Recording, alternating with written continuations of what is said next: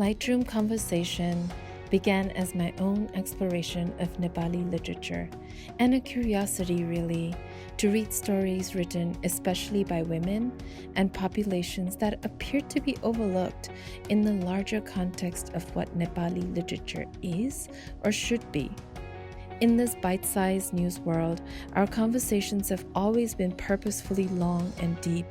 We ask our readers to slow down, to be privy to the inner human worlds of writers that sometimes find no space. To start this new season, we decided to document in video and in full our conversation with Niranjan Kunwar, the author of Nepal's first queer memoir in English, Between Queens and the Cities. The format may be new, but the heart of the project is the same. The time spent to excavate, retell, and record the writer's stories and memories is the same. In this episode, we go on a literal journey with Kunwar to his family's garden in Dhulikhel, a childhood space filled with both good and difficult memories, as most childhood spaces are. In our full day together, we talk about the fears and gifts of being queer, rescuing forgotten selves, reauthoring certain dominant narratives, and we explore male anger, the complexities of that emotion that we often do not talk about.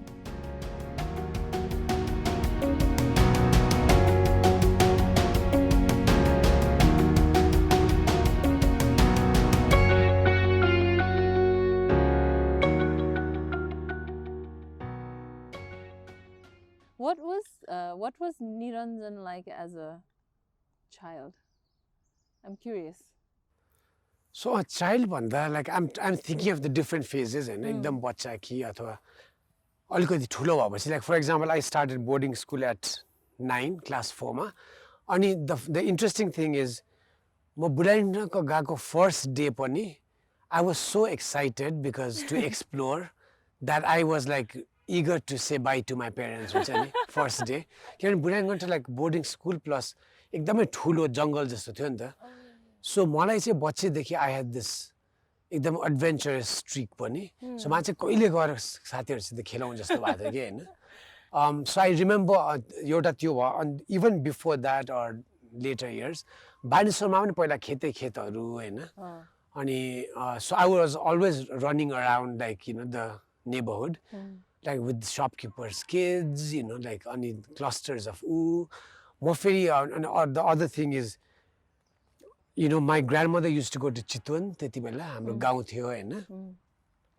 and even म 5-6 वर्ष हुँदा पनि I would go with my grandmother to Chitwan like I didn't so because I was so eager to go and Chitwana पनि I would go with to graze cattle in the fields अनि माछा मार्न जाने बच्चामा So what was just there in running Chitwan? around so Chitwanमा चाहिँ so my dad grew up there so from Gulmi to Chitwan he finished his high school in the village school and बच्चामा जाँदा पनि we have an old house there अनि थियो तर मलाई चाहिँ I think I was very connected to animals and the गाउँको life and there's a story that my relatives say about how I would say when I grew up I just want to return and be a cowherd or like a villager so I was so connected so so in a way I had that streak which was a bit different unusual भनेको I already wanted to be adventurous like and go out in the world like I definitely wasn't attached to my parents in that sense And or to the idea of like being at home with them. You wanted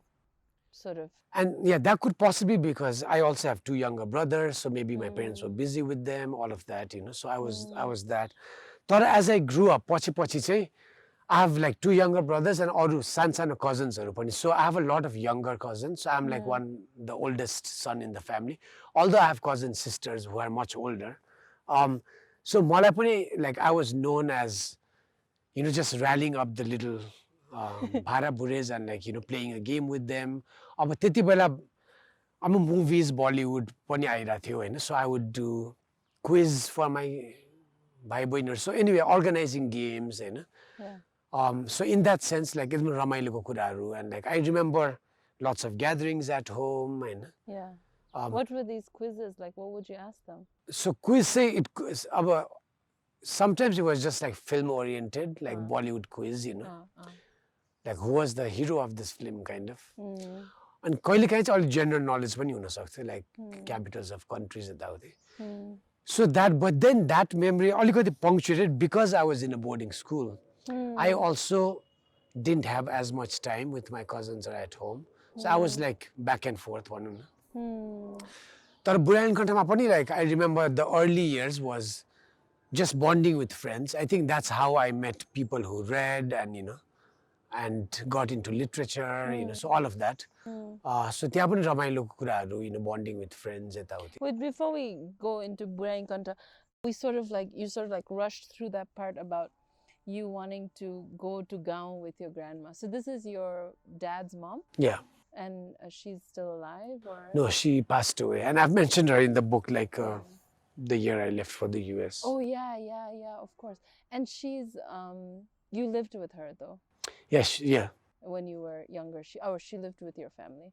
And so how did you, so you would go to the Gaon just with her? Like what did you do there? Whatever you can remember. I'm sure you were young, you were like So 5. त्यति बेला त यहाँ 5-7 वर्षमा त, if you can imagine, first त्यो highway नै एकदमै खत्तम थियो हैन, नारायणघाट जाने बाटो. So it wasn't as easy as this. I still remember local बसमा, नराम्रो बाटोमा, with my grandmother, and I would get really car sick too. But despite that, like I would actually fight with my parents sometimes. I throw a tantrum because I wanted to go, so I would go. And my draw would be just, I think, going away somewhere, but also, as I said, the animals, the गाउँको atmosphere.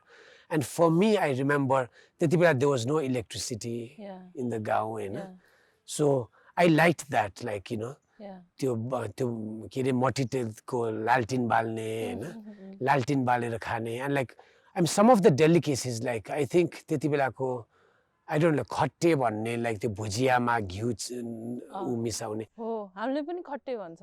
Yeah, I also remember as kids, we don't need a lot, हुन्छ नि, त्यो सानो कुरा brings so much to us, so mainly त्यही हो, like I would spend a whole month just like running around the village, with my grandmother, and पछि गएर पनि like, like, and then you don't know how sometimes life can just change drastically, from so that to like. Close to her?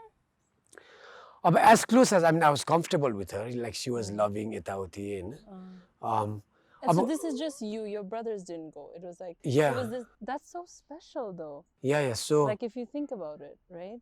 It was like an escape. Yeah, and interestingly, so my grandmother was there. She wanted to go, and my ठुलो बुवा, my dad's older brother, he was teaching at Rampur College, त्यति बेला, agriculture, which was close to the गाउँ. So we'd also go and stay at his quarter, and so like I was in that sense also became closer with his kids, so cousins हरुको कुरा. But we were all sort of little kids, running around. त्यति बेलाको just thinking, even the climate, जाडोमा जाँदाखेरि, it just felt so different, like another world, हुन्छ नि. त्यति जाडो नहुने. I remember त्यो कलको पानीहरू, so all of that, every little thing is like कलको पानी चाहिँ तातो हुने. अलिअलि तातो हुने, but like all those sensations, भनौँ न, that was there. Do you visit now? Yeah, so म US बाट फर्केपछि पनि, or even now, I love going to Chitwan in the winter, or even reconnecting to the village, so this is the कुराहरू. I feel calmer when I'm in nature, and that was very striking to juxtapose it with my life in New York that I've written about in the book. And अहिले आएर चाहिँ what I can say for sure is I was so zapped by the Western neon lights, club scene, trains, that culture, which had very little space for nature, animals, pets, and I completely and I didn't realize that I was getting so far away from that. Like even the apartments we live in don't have as much greenery, or like, the sidewalk, concrete city, And मलाई चाहिँ, I still remember vividly, I had this feeling त्यति बेला न्युयोर्कमा चाहिँ And even after returning, because like you could frame it in different ways. But I was like, wow, I used to love animals as a kid, and these days I have no feelings for pets, or like whatever. So I felt myself hardening. It definitely happened, this hardening that we read about in literature about how city hardens you, or like being queer hardens you, like people being bitter in life. I definitely had that. किनभने again अर्को एनिमलको कुरा चाहिँ बच्चामा पनि I use to love having pets like डग्सहरू अनि एकचोटि गाउँमा लाइक लेटर अलिकति ओल्डर टिनेज हुँदाखेरि when I went to the village with my family, and एकजना random relative को घरमा I saw rabbits, and I was like, I really wanted to bring the rabbits to Kathmandu, so I like caused a huge scene, and they said we brought those rabbits to Kathmandu. अनि म बच्चा हुँदाखेरि like I had this, even though I was living in boarding school, I would like ask for pets, like we had rabbits at home and puppies. They poop a lot. Huh? Rabbits. Yeah. And I would like rally my uncles, aunts, and actually feeding the rabbits is a whole other thing. Anyways, I remember all of that going on. अनि pets पनि म बुढानी गण्ठबाट like I would call and say how is the pet doing before I asked about my parents, So त्यस्तो connection थियो हैन. But I think I gradually lost that, especially New Year गएपछि. And even after returning, I didn't feel connected to animals here, Like even though my parents have a dog at home, like I wasn't even paying attention to it. अनि अहिले आएर चाहिँ I think this year, as I'm staying with my parents and there's a pet, I feel like I'm reconnecting. That's all happening. The whole idea about reclaiming who you are, who you used to be. I mean, this larger sense about returning to. Absolutely. This was how I was, and I think when you go out in the world, like you see new things, but you also lose a part of yourself. Like you can't, it's not always about gaining new experiences. I think gaining one, I think you're also losing, like, it's always a give and take. So अहिले आएर चाहिँ I'm thinking, I'm in this zone of like who am I really, whatever it is, or your question is also making me think. So I'm like really connecting with the pet dog at home, being in nature, and I definitely don't want lots of parties or alcohol, I don't need that in a way. So it's just interesting to think about like the journey in a way, what happens.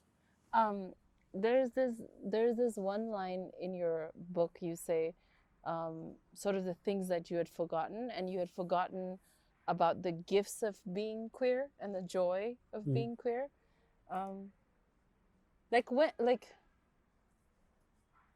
I know that you say you knew that you were different because you read, right? Like you found yourself. But like, were there moments in your childhood that you felt like this is joy? Like, what was the gift of being queer? And what does that mean? I don't know. You can unpack it however you want. As a child, and then like, what are the gifts of being queer? Like now, like I don't know. So I think त्यो बेला त्यो लेख्दा चाहिँ I think I was referring more to the idea that, let's say, as I've mentioned in the prologue, like when I came to terms with it myself, one of my first responses was just like, wow, I'm different, like kind of almost this sense of being unique. And this connects to my idea about I've always been curious, adventurous as a child too. So like, wow, there's a lot to explore, find out, knowing that it might be difficult too. So त्यति बेलाको त्यो reference, the idea that it's about owning who you are and seeing what you can do with it, as opposed to conforming or doing the same old thing. So त्यो आइडियामा चाहिँ, yes, I was like, oh, it's exciting भन्ने कुरा थियो हैन. अनि पछि गएर चाहिँ as things became difficult, I kind of sort of forgot about that. I only thinking about the problems in a way, and not thinking as much about the possibilities. So that was that reference. But we can even go far. So bachama चाहिँ, it was actually, you might be surprised, like I totally grew up being very influenced by my 3 female cousins. I would spend a lot of time with them, and they were also obsessed with Bollywood. So like my whole love for Hindi movies started with that. And I would also used to love wearing their skirts and like dancing for them, So yeah, I definitely had that. It was a very dominant story when I was a kid, as like being feminine, or like, like, and that came with यतिकै रमाइलो गर्न पनि, to entertain them. They would also encourage me. Like I have actually as a child like worn a skirt and gone to Chabel Chowk, you know, That's to a big deal. to like get like a Hindi movie tape, and so I've done that. Ani With the cousins. with the cousins. Yeah. And पछि even at home, like with my parents, यताउति पनि, like there are photos of me dressed as a girl and like dancing, you know, all of that. And in a way, I think that's why adults are पनि, to a certain extent, especially when you're a kid, it's kind of accepted as in, oh, यस्तै त हो, whatever it is, होइन. But then पछि गएर what happens is the question. I think, and that persona, as I entered school and boarding school, I still had that. So boarding पनि, I would dress up as girls and dance, like especially सुरुमा 4, 5, 6 क्लाससम्म चाहिँ like fully enjoying it, होइन. But how did that go down with the other boys? Or So what happens is, like, I think real nature, you kind of do that. And when the bullying, teasing happens, then you start questioning and suppressing it. And that shift usually happens like at pre-teen, like when you are 11, 12, 13, when you start realizing and grappling. And त्यसपछि definitely 13, 14 पछि चाहिँ it becomes difficult when you're really figuring out different things. And त्यति बेला चाहिँ there was a lot of teasing यताउति, and then you start suppressing. So I think my whole repression, etc., started then. So what I've all mentioned, how I was as a child, class 8, 9, 10 पछि चाहिँ I started conforming. You know, this is so interesting and such a paradox, because हामी जन्मिनेदेखि नै we are told you're a boy or a girl, right? Like त्यो त हुन्छ. And at the same time, I have countless cousins and nephews for whom it is perfectly okay to dress up in a sari and dance in front of family as a show even. Oh, he's gonna dance for us, right? And just like you said, at certain point, like let's say they're 10, everyone's just like, now you can't do that anymore. Yeah. Right? So I guess what I'm trying to say is, what's interesting is that although it is very clear from the beginning, how come there's that gray space of allowance, right? So in some ways, like, as a child, you can sort of be genderless and queer, maybe more for boy children than girl. I don't know how it works, but that there's that allowance too. But then at some point it stops again, right? And then you have to be a man, you have to be a boy. That's really interesting, because it's this narrative of a young boy dressing as a girl and dancing is not uncommon. Yeah. And I don't know, but I'm definitely curious and I wonder about that. And the question to ask, like, हामीले भनेर respond गर्ने भन्दा पनि, it would be interesting to ask either our parents or the grown-ups, like, why is that भनेर. It'd be interesting to say what they would say. I think the common answer is like, oh, it's not accepted in society, or it's just not done, and that's it. But why भन्ने कुरा, and what's accepted, what's not भन्ने कुरा पनि. And that's why, as an educator and a writer, like, I'm more interested in that, to question, to challenge people. किनभने I think it's society, the social norm, it's the dominant discourse भनेर.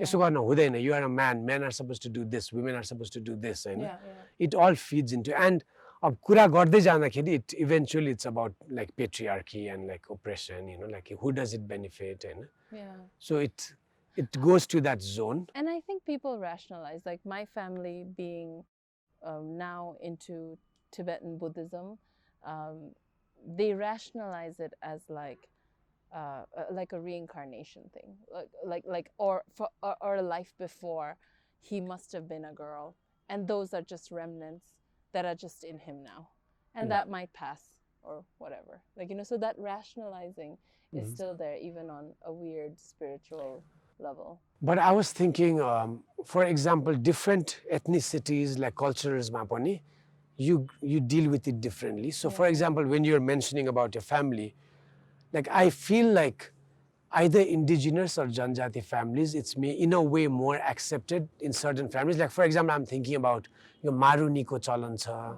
Like, I think this tradition in Gurung families or Janjatis, like when we went to Gyachok after the earthquake, I found out about, boys dressing up as women, or even men dressing up as women and dancing.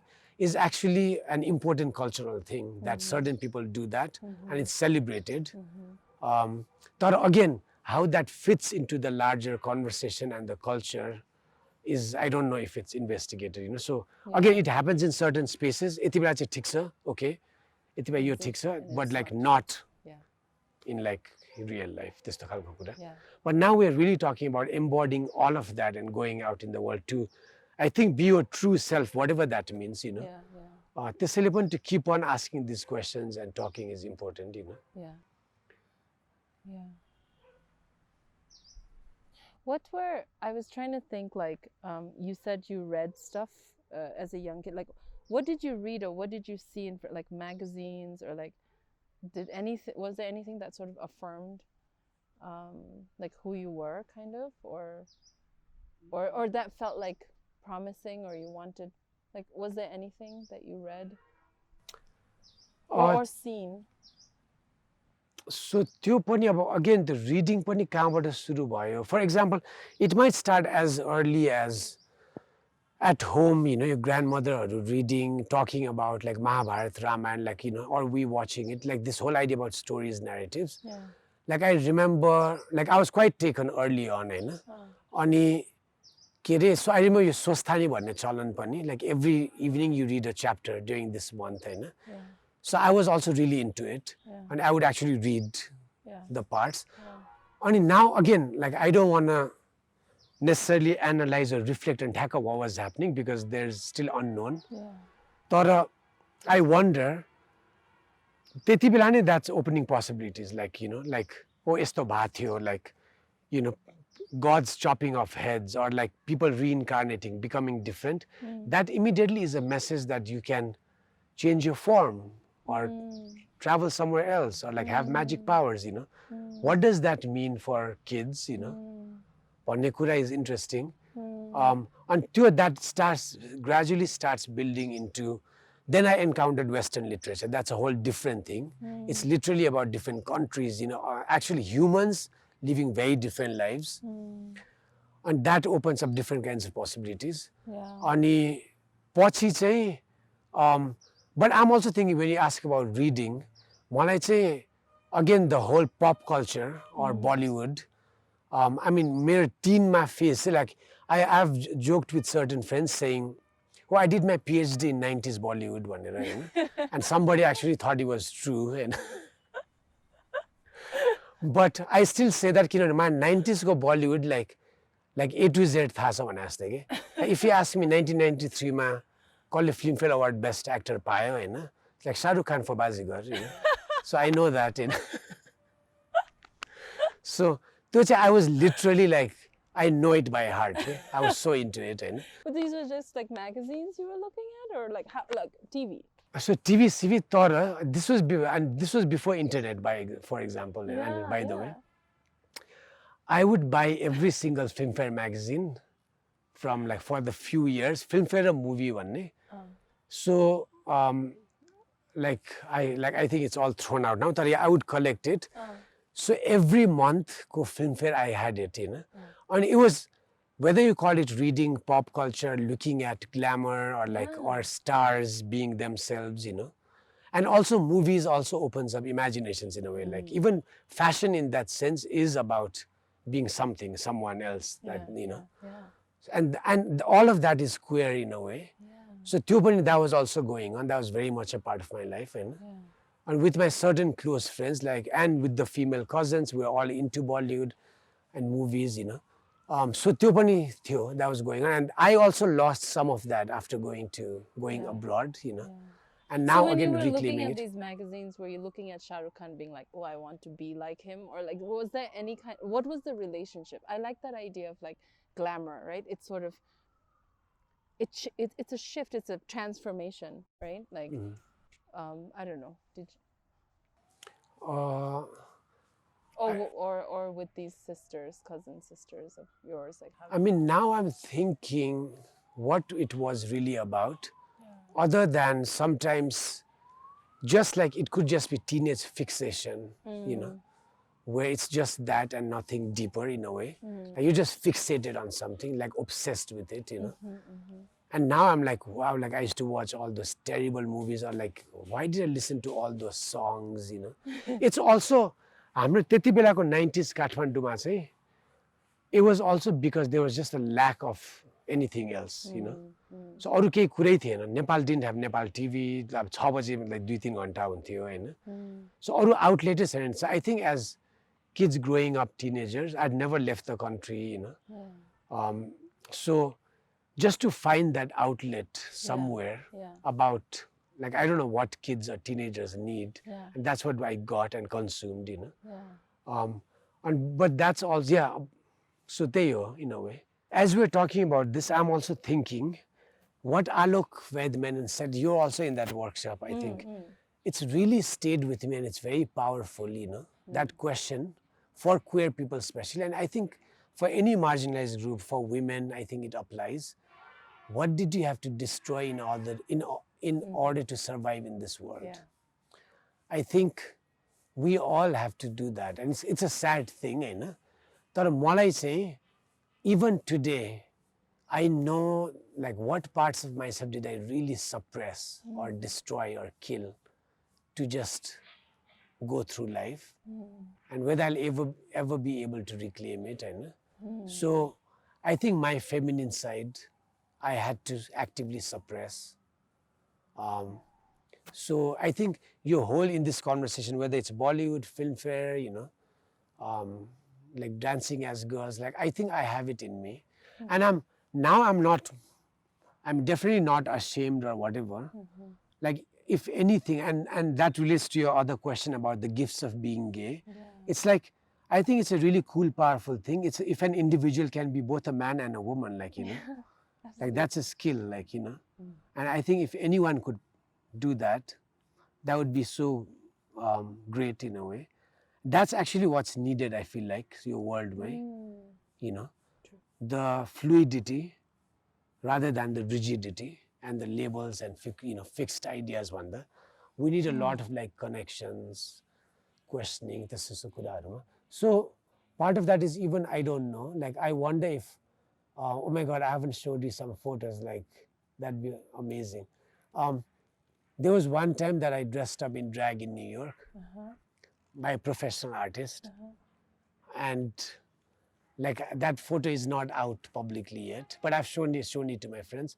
That त्यति बेला पनि, again, that now I'm thinking about, like I only did it once for a friend's bachelor party, and even during that time I was not completely at ease, but it was a complete like professional, you know, drag shoot. So this is the kuraharu. I think the flip side of that question is, you know, how much fear and anxiety there is for marginalized people, you know. Again, starting with women, like I think the anxiety that women have to live with in this world, you know, is like queer people relate to that, but slightly different, but there are also intersections. So because of that, so many things is hidden, like invisibilized, you know, not talked about. And that's why I really appreciate younger Nepalis now who are bolder than I could be or I have been, who are out there in the public, you know. And they are doing that a lot. So yeah, I think that's beautiful, to be able to be both. Like, what's better than that?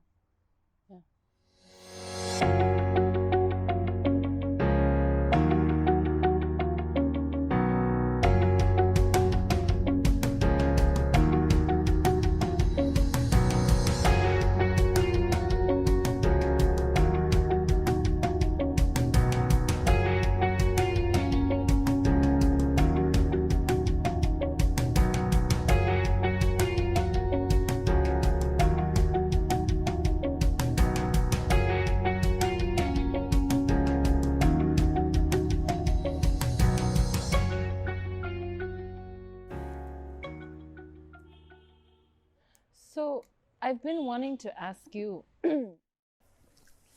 memoir भनेको त अब non-fiction हो, हैन? Which means it's real. It can be taken as fact खालको जस्तै बुझिन्छ, हैन? And it's so close to you and your life and the people in your life, which also includes your family and friends?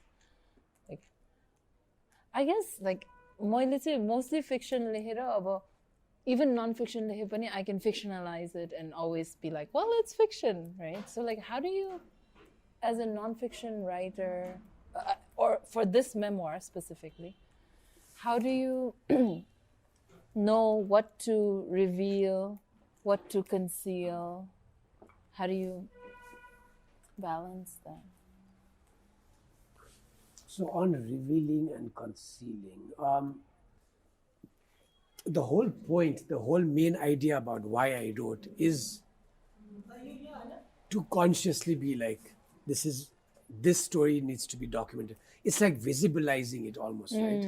Because I think queer history in general, being invisible, hidden, no one talks about it, secret. Yeah. So now one of the most important, I think, political movements or political ideas would be to visibilize anything, to come out, to claim it, to own it, to not be afraid, to not be ashamed, to claim the space. So in that sense, it was important in a real non-fiction way to say, yes, I'm being visible in a way almost. But you chose to not, like, even though you wrote about some of these characters are real people in your life, you chose to change their names. Was there, like, what drove that decision?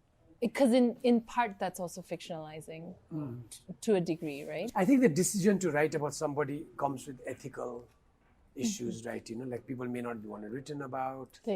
Like you ask for permission, all of that, I didn't go that way because I knew I wasn't going to reveal very personal stuff. So it was meant to be more describing my surrounding. But the tricky thing with family is, on one hand, because it's so enmeshed and complex, I wouldn't know how to ask for permission, what to write, what not to write.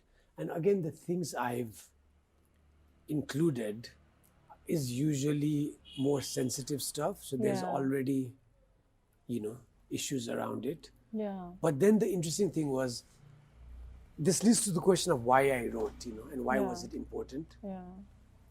Like the short answer would be like, you write about things that give you very strong feelings. And it's a language, we use in primary school classroom to teach kids, as in just don't write about things you don't care about. We write about things we care about. That gives us strong feelings and that,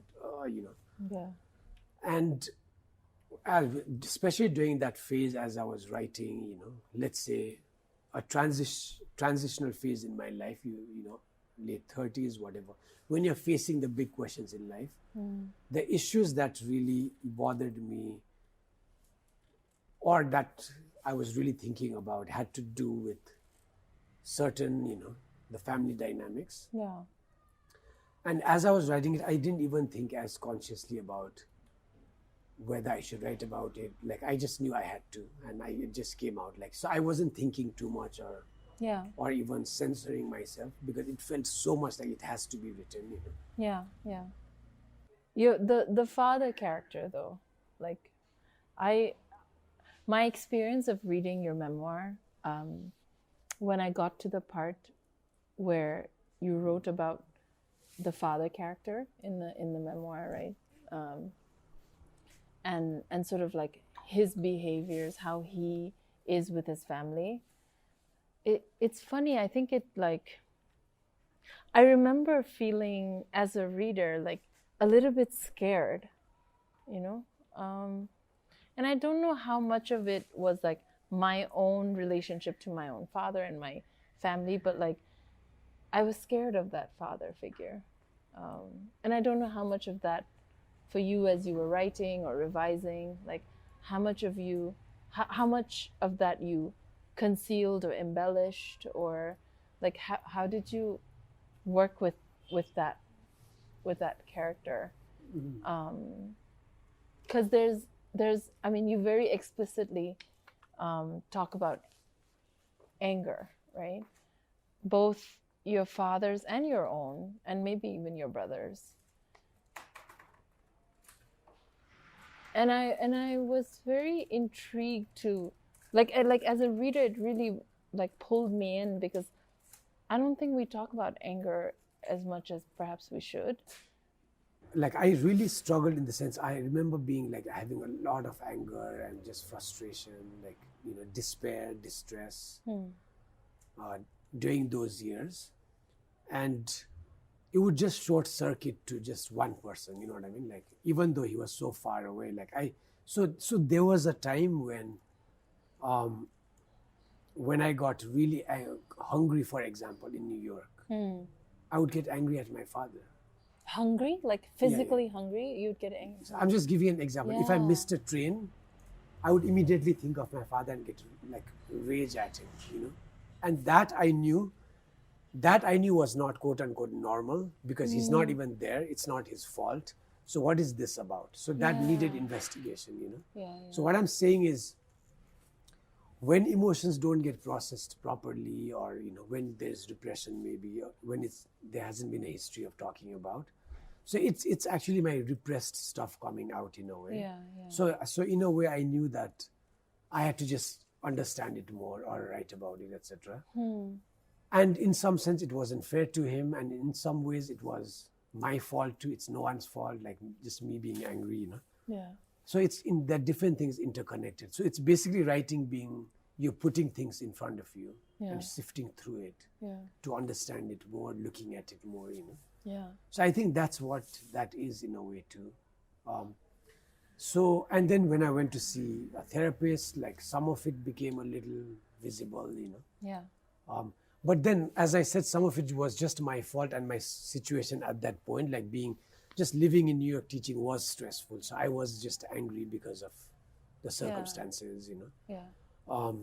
Or I was drinking too much, and that also contributes to anger and emotions. So some of those I had to take responsibility and just sort of tease it apart, you know. To me, it's so interesting, this again, this theme of anger that we see in our everyday lives, we see in our family members, we see in us, right? And we don't perhaps write about it, talk about it. It's oftentimes the straight male of the family who gets to be very angry, and then it's like the big elephant in the room, and nobody really talks about it, right? And because nobody talks about it, they continue to get to be angry, and then we continue to just quietly sort of accept that. Like my own father is a very gentle man, and he's got a lot of wisdom, especially now as he's much older. But he would be the first to admit that as a young man he was hot-blooded, you know.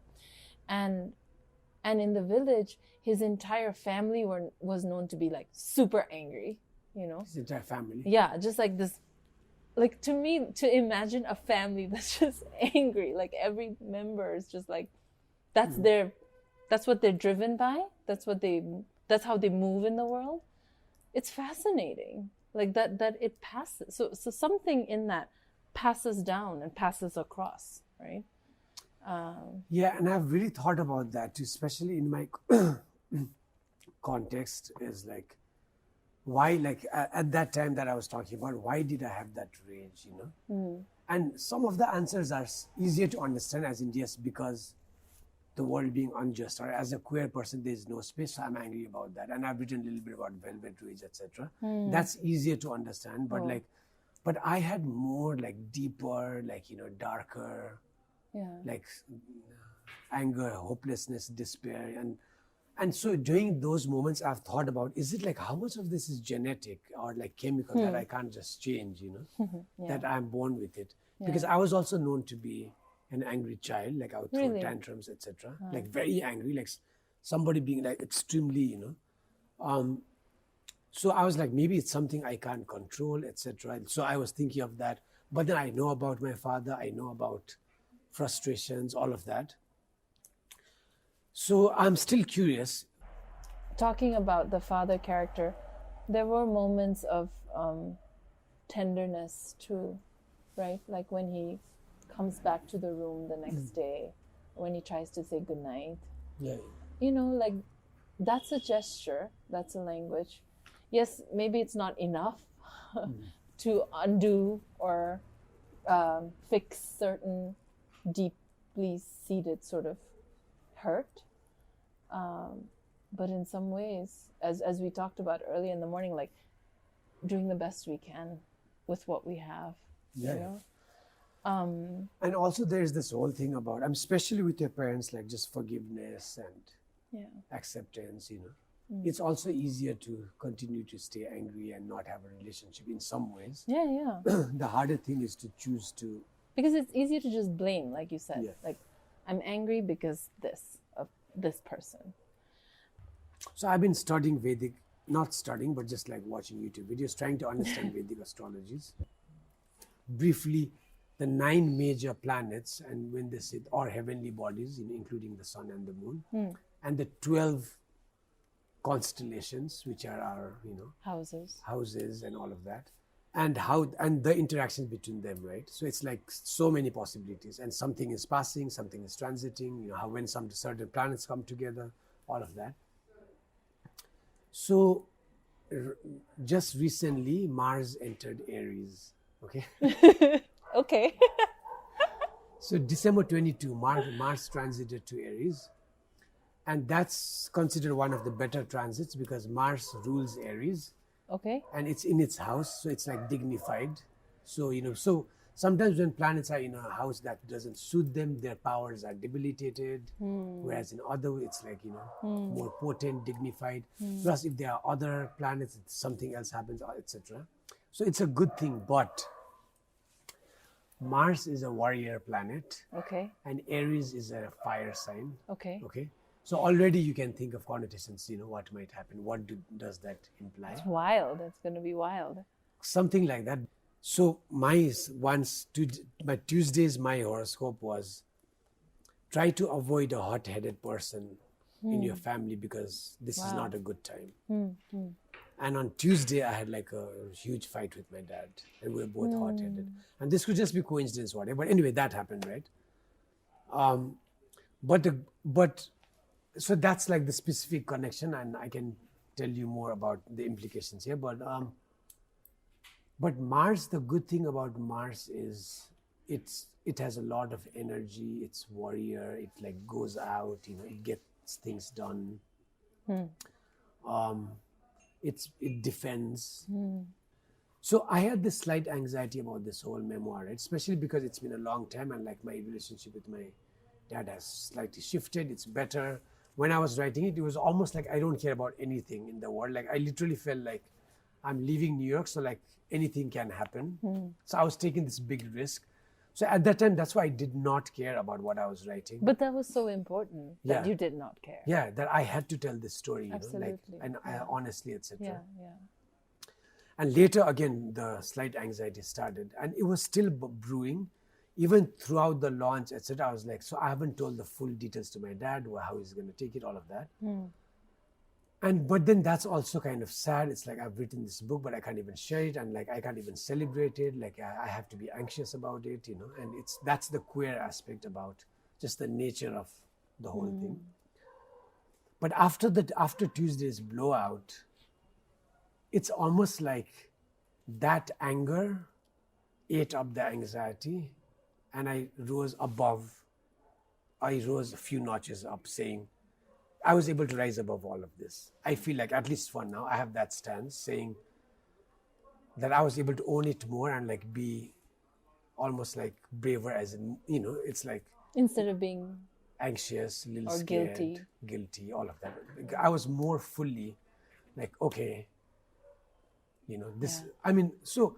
The other thing with anger is, and I don't know how true this is, maybe it's different for different people, but some people have told me, when I get really angry and like say things to somebody, I'm also my most honest and articulate,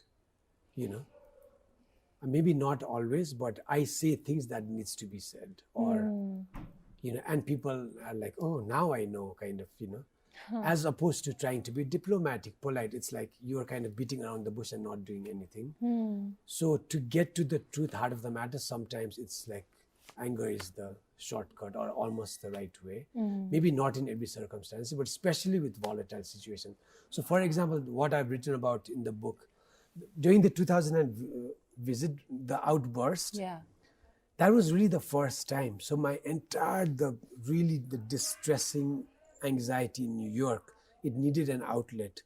And I can go even further. Like I grew up like never really being able to express myself because I was so afraid and just like bottled up, you know. Yeah.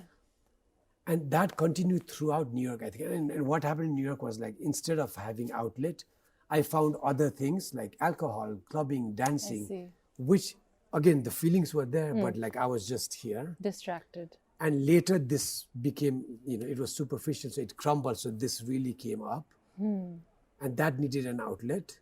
So that's why when I had the outburst, it was very healthy for everyone. And mostly for me, I literally had this sense of like breaking something and opening out, finally, you know, coming out of a box.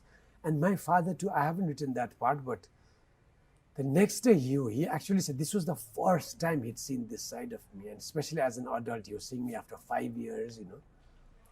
Like I had changed like from a college student to a 29-year-old, you know. Yeah. So for him too, he was like, wow, he said something like that was really necessary and important. I'm glad that happened, something like that. He kind of understood the necessity of this. Yeah. He's you know, saw that side. So yeah, the uses of anger in that sense, I mean, it's not like an example we can use everywhere, but anyways, it has these sides too. So I feel like I was maybe going somewhere else with this too. Yeah, so yeah, I was talking about how after I got recently angry, because I think this whole lockdown too, so I've reconnected with my parents, I've gone back, right? So I was trying to preserve the peace in a way, like, you know, walking around tiptoes, I don't need to engage, etc. And I don't have hope for complete understanding or for anyone to understand my perspective. I mean, you launched the book when you were at home with them, and they were in the house, but they have no clue. Like they what don't that know was the then. details. Yeah. Yeah. So, and that I feel like that's also a resistance, queer resistance in a way, or like a strategy, which is also slightly interesting to talk about. You know, I mean, writing the book could also be a resistance in a way. You know, Right. you're like resisting the dominant discourse, putting it out there. But I was just saying, yeah. So I realized I was just like not being completely true, like being okay with him yelling or like doing other things, just like ignoring. But this time, the day before, thanks to Mars entering Aries, I was like, bah, like, you know. And after that, and my response has also been different. I'm surprised myself. Other times I might feel guilty. It's like I felt really justified, you know. Sure, like the violence of it is not okay, maybe, but I didn't feel guilty or afraid or whatever. I was like, that needed to happen. That was, I was going to say, that felt necessary in this moment. And that also sort of threw a light on this book and my anxiety, saying, oh, then why am I being anxious about all of this? This is like a good thing needed to happen. And I've told my story responsibly. So this is making me think that I think that's when the accountability thing comes up, is like, yes, if parents are angry or have anger issues, I think I would be okay with people, or especially with my father, if you have an anger issue or if you have an outburst, then you must fix it, or you must fix what you break, you know. So I think my biggest thing has been, if only he knew how to be like, once, you know, you are angry or you yell at someone, to kind of come back and be like, sorry, or like, okay, that wasn't right. Yeah. That just does not happen. That does not happen. The thing about apology. And that's my biggest like issue even now, in a way, you know what I mean? One of my favorite conversations in the Lightroom Conversation has been with poet Niva Shah. And she said that she's realized that we're not taught how to love, neither in school or at home, you know, and that we need that education. And I found that so powerful. No, I think that's why I think, again, my wanting to be a primary school teacher is around that, you know, because one of my first encounters in the US was like a preschooler, like in the classroom. actually learning these things through picture book stories, the community, how you treat each other. Those were very important in certain progressive schools in New York. And I immediately saw that it was completely lacking in my life or Nepal, or like I'd never seen anything like that. And that's why I was like, wow, like this is so important. Yeah. And it really moves me and touched me. I mean, and that's where it starts, like when you think about family dynamics or Nepali politics or the larger sphere, I really maintain that it starts in primary school classroom. If you don't learn how to listen to other kids or respond to somebody's comment respectfully, and if it doesn't happen throughout schooling, you're not going to automatically learn inside parliament. And it's too late by then, Absolutely. Or after you get married, like you're not going to learn that. And there's other things in life. Absolutely. So that's also why I know like our parents did not have that education or the opportunity, or the exposure. Yeah. So it's something that we just have to carry with us and just try to do better. I think what I've realized in our conversations today is just that त्यो भन्छ नि मान्छेलाई चिनेपछि त्यो भन्दा बढी चिन्नु नै छैन भन्ने एक प्रकारको त्यो आइडिया जस्तो हुन्छ नि. It's so false, that there are pockets and depths and that overlooked corner that you didn't see, or it also depends on the timing of the day, the moment, where you are, how old you are, like all of that. So thank you for spending this day with me. Thank you for taking us to your childhood spaces quite literally and also through stories. And thank you always for being so generous with both your time and your words. It's a pleasure. And as I think you rightly said, it's about intentions again, and making time to know somebody. And I think if you have that, there's so much to explore. I think especially as writers and educators, I believe that there are so many aspects of our lives that we can engage with,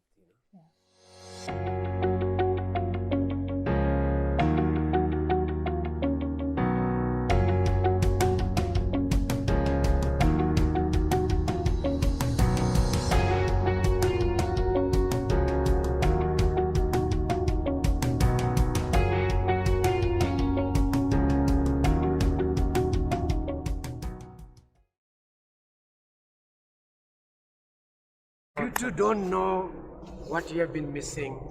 2009. This is you? Oh wait, how comfortable do you feel about this part in to interview ma just picture auna lai? I think to get more likes we have to use. If not now, when? This is my Bollywood moment.